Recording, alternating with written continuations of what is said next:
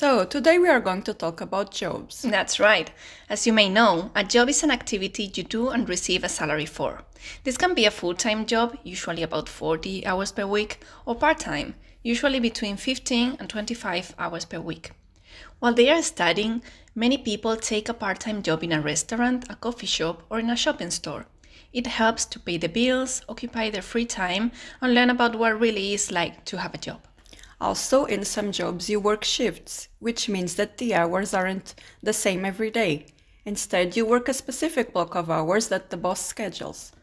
A word that usually gets confused with job is work, but they are not used in the same contexts.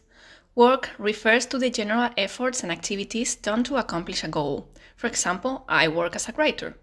You can also say that you work at or for a company or that you work on a project or task.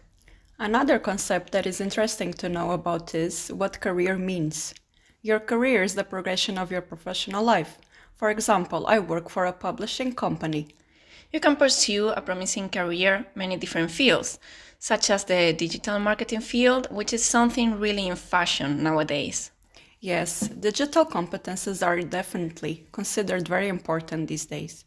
As you may have noticed, for example, the hunting for remote digital jobs has done nothing but increase in the past recent years. Definitely. The world is progressively becoming more and more digital, and nowadays many jobs allow you to work remotely, which means that you can work from home or another place with an internet connection, and you communicate with your coworkers by phone, email, and video conferencing. It is also worth mentioning that there are people that do not work for a company.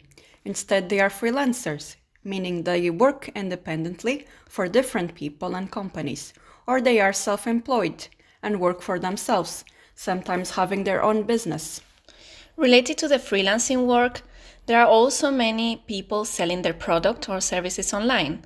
Inside this group, we can find people that like to draw or do arts and crafts, or people that are good with languages, who can sometimes find jobs as translators or proofreaders. Now, we cannot talk about online job hunting without mentioning some of the most used apps for this purpose, like LinkedIn or Glassdoor. All of these apps work in a very similar way. You update your profile with your CV and some basic information, and then you start an online search for jobs you are interested in. After filtering your options, you send your CV or resume, and sometimes some companies will ask you for a recommendation letter or for a motivation letter. After that, the companies that find your profile interesting can appoint an interview with you, which leads us to the last and the trickiest step, waiting to know if you got the job or not. This last part can get complicated on an emotional level. For sure. Sometimes you get a job very fast, while other times you have to wait and keep sending a lot of CVs. It is a matter of luck and networking. That is, making connections, meeting the right people at the right time that may know this or that, have heard this or that. Another uncomfortable issue while you're looking for a job is that moment when people ask you, "So, what do you do?" It's completely understandable that you don't want to say to everybody that you are unemployed. So, something you can say is, "I am between jobs at the moment," which let people know that you have left your job but have not found another one yet. We know that getting a job is not how they make it to be. You finish university and immediately you get one. So take your time and try not to compare yourself with others. Everybody has their own rhythm and their own path. Precisely because finding a job without having previous experience is a complicated task, many people start by doing volunteering work so that they can get some daily practice. Moreover, many programs allow young people to go abroad for a season, usually summer and winter, so they can get some experience and make some money. These kind of jobs are usually related to tourism and cultural events.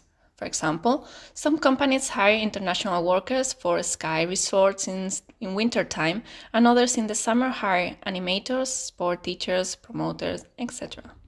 There is also the option to take an internship while studying, which means you become an apprentice in an organization and gain new skills. Again, some programs offer the possibility to do this abroad.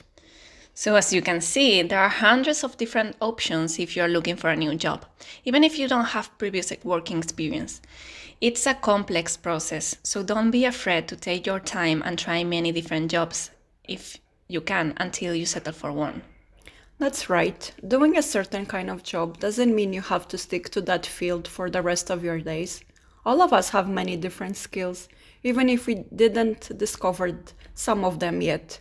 So give yourself time to figure it out what you want. We all have been there, trust me. Indeed. So, this was it for today. We hope you learned something new Thanks for listening. and see you next time.